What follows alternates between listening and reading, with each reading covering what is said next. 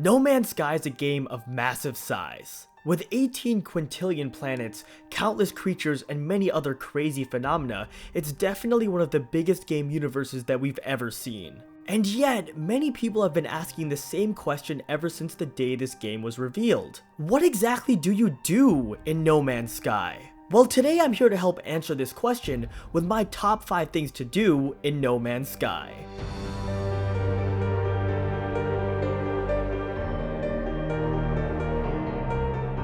Number 1. Find and explore the following 2 rare types of planets: an abundant life planet and an extreme hazard planet. Abundant life planets are those teeming with copious amounts of interesting creatures and are said to be only 1% of all planets. Life in itself is already relatively rare at only 1 in every 10 planets, meaning if you're able to find an abundant life planet, it's definitely worth taking the time to explore. On the opposite end of the spectrum, we have extreme hazard planets, which are packed with powerful phenomena such as blizzards and dust storms. It's unknown exactly how common these planets are at this point in time, but they're absolutely worth checking out if you get the chance. Number 2. Discover a black hole. Black holes were one of the most hyped features for No Man's Sky, and while their caveat didn't end up being too mind-blowing, they're still a sight to behold. Unlike in real life, the black holes of No Man's Sky function more like wormholes and can teleport you across the galaxy. This isn't the most consistent thing from a scientific point of view, since realistically your ship should be completely crushed anywhere near the proximity of a black hole. Luckily, we don't have that problem in No Man's Sky, so you can dive into a black hole with no cause for concern. If you're actually able to find one in the first place, that is. Number 3. Reach the center of the galaxy. This one is really obvious, but important enough that I believe it's still worth mentioning. No Man's Sky is not the type of game where you have a set objective, but without spoiling too much here, there is a main goal to the game. That goal being the center of the galaxy. This is a game where in many ways you define your own purpose, and that should still be the case, but if you're ever lost or unsure of what to do in this game, remember that reaching the center is an important objective. Number 4. Achieve the maximum wanted level of 5 stars for a given area, and successfully escape from that area.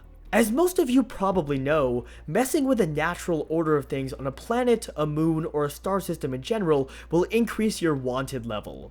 As your wanted level increases, the game's main antagonist group, who's a faction known as the Malevolent Force, will send more and more powerful Sentinels after you. This means that reaching a 5-star wanted level is not only kind of cool in itself, but if you're able to fend off all the enemies sent to take you out, it says a lot about how buffed up your character is. If nothing else, it's a fun test and a good indicator of how much you've progressed through the game in the way of various upgrades to your gear. Number 5. Achieve the everlasting status in longest lifespan. This is something that's straightforward but very difficult. To reach the accomplishment, you'll of course have to survive for a very prolonged period of time without dying, but this is easier said than done.